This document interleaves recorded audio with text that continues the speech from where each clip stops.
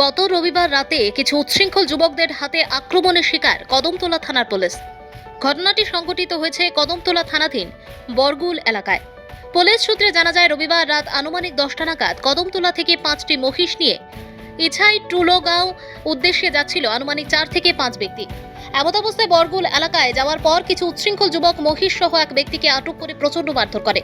সে সময় আটক ব্যক্তিকে উচ্ছৃঙ্খল যুবকদের হাত থেকে পুলিশ রক্ষা করতে গেলে পুলিশের উপর আক্রমণ চালায় উচ্ছৃঙ্খল যুবকরা। এতে বেশ কয়েকজন পুলিশ কর্মী গুরুতর আহত হয়েছেন। পরবর্তীতে এই ঘটনার বিষয়ে একটি মামলা গ্রহণ করে কদমতলা থানা। অভিযুক্তদের আটক করতে মাঠে নামে পুলিশ। এরপরেই সোমবার রাতে বরগুল গ্রাম থেকে অপূর্ব ভট্টাচার্য পিতা মৃত শিবেন্দ্র ভট্টাচার্য নামে এক যুবককে বরগুল গ্রামের 6 নম্বর ওয়ার্ড থেকে আটক করে পুলিশ।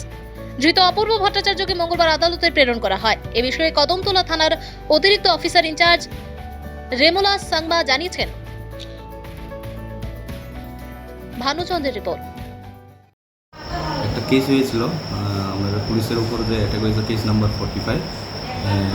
আমরা একজন আসামি কালকে তাদের বাড়িতে রেড করি এবং একজনকে অ্যারেস্ট করতে সক্ষম হয়। আর বাকিগুলা যারা ইনভলভ আছে তাকেও আমরা অ্যারেস্ট করি। স্যার, তা ওদের ওর নামটা কি?